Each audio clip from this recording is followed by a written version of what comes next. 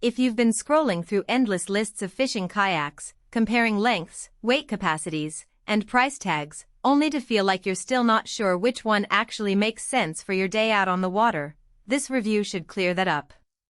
Link is in the description if you want to check the product details on Amazon. I've spent the last 2 weekends on a lake that's known for both largemouth bass and a surprising amount of weed, trying out the Old Town Sportsman BigWater 132 in Marsh Camo, and I'm going to walk you through exactly how it performed, where it shines, and where it falls short, so you can decide whether it's worth your hard-earned cash. First off, the big question most people have, is this kayak really built for fishing, or is it just a paddleboard with a few gimmicks? The BigWater 132 is a 13-foot 2-inch hull that's engineered both above and below the waterline to give you a stable platform when you're casting, reeling, and even standing up to get a better view of the water. In practice, that means you can comfortably shift your weight from side to side without the kayak wobbling like a leaf in a gust. I tested that by pulling a 12-foot rod with a 10-pound lure, and even when I made a quick stand-up pivot to spot a school of shad, the kayak held its line and didn't tip. That stability is the kind of thing that matters when you're trying to keep a line tight and avoid losing a fish because your boat is doing the tango. The first thing you notice when you step onto the BigWater is the center console. It's not just a flat piece of plastic.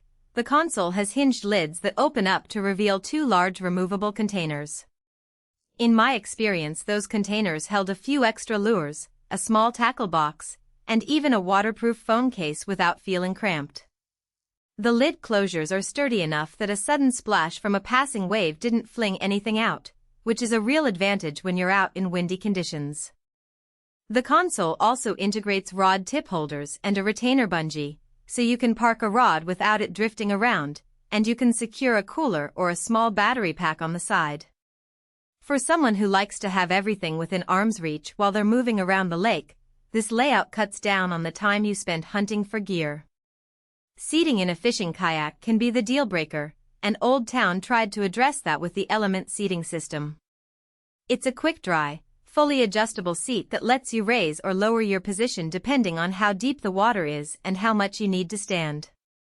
When the water was shallow and I wanted to stay low for better stealth, I dropped the seat down and the kayak felt even more planted. When I needed to get a better line of sight of floating vegetation, I raised the seat and still felt a solid base beneath me. The foam padding on the deck is made from non-slip EVA, which gave me confidence when I stepped out of the seat to cast from a standing position. In a couple of moments when I slipped a little on the deck after a sudden rain, the foam kept my feet from sliding, which saved me from a potential spill. Capacity is another practical factor. The BigWater 132 is rated for a 425-pound maximum, and the usable capacity for fishing gear sits around 250 pounds after you factor in the paddler, tackle, cooler, and any extra gear you might bring. In real life, I was the only person in the kayak, plus a 15-pound cooler, a handful of rods, a small tackle box, and a couple of safety flares. The kayak handled the load without any sagging or sluggishness. However, if you're planning to bring a full-size cooler, multiple rods, a live-well system, or you're a larger paddler, you may start to feel the limits. The hull's design is still streamlined, but you'll notice a slight reduction in speed and maneuverability when you push the weight close to the max rating. Now, let's talk about the hidden trade-offs. The kayak comes with a fairly extensive list of convenience features, but those extras add weight. The BigWater 132 weighs around 70 pounds out of the box, which is on the heavier side for a kayak in this length range. Transporting it on a roof rack or lifting it into a trailer is doable, but you'll need at least one strong pair of hands. If you're a solo camper who hauls gear on a small car, the extra weight might be a nuisance compared to lighter models that sacrifice some storage for ease of transport.